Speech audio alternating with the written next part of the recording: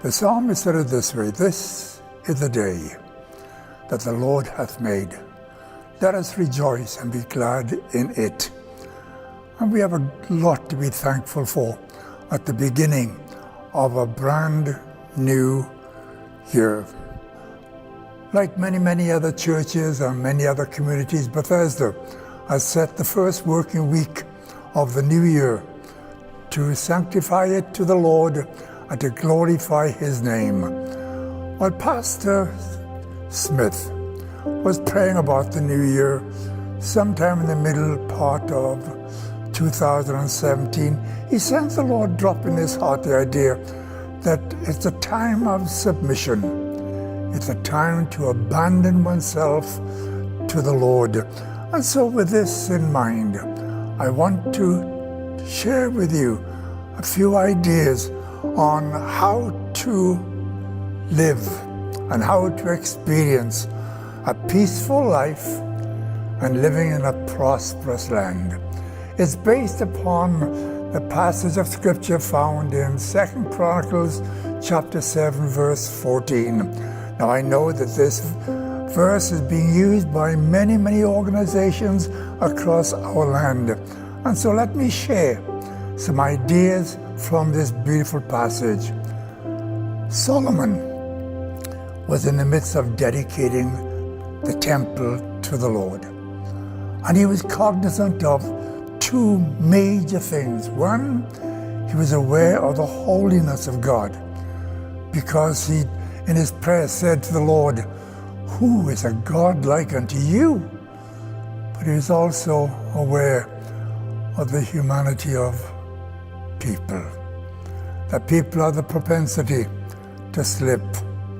In fact, in the Jewish vocabulary, they call it the Yetzer hara and Yetzer tov.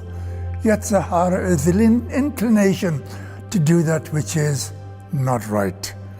Yetzer tov is the corresponding desire to do that which is right. And so we always find ourselves in the balance of wanting to do good and finding ourselves doing the opposite.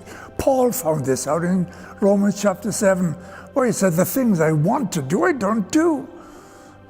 And so let's unravel this scripture in order to find a peaceful life and a prosperous land. Solomon, having prayed the prayer, acknowledging the weakness of the people, he asked the Lord, "Now, if they do this, will you do that?" It's the if and then expression.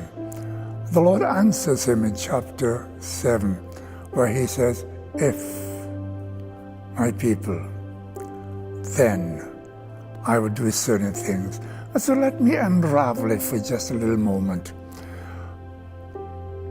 Scripture simply says, "If my people who are called by my name will humble themselves and pray and seek my face and turn from the wicked way, then I will hear from heaven, I'll forgive their sins, and I'll heal their land."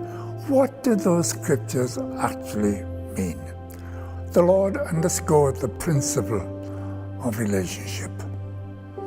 He simply says, "If my people who are called by my name," my people underscores a covenant relationship. Israel belonged to the Lord. To Abraham, God had given an unconditional covenant.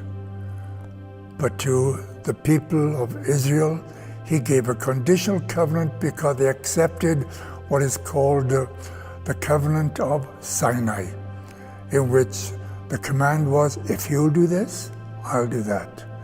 If you'll follow me, I'll bless you."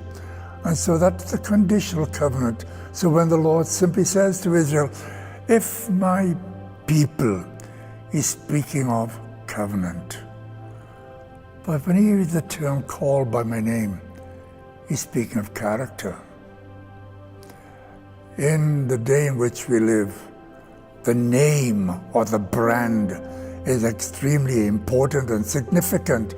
And so God is letting his people have an understanding and an insight of this glorious fact.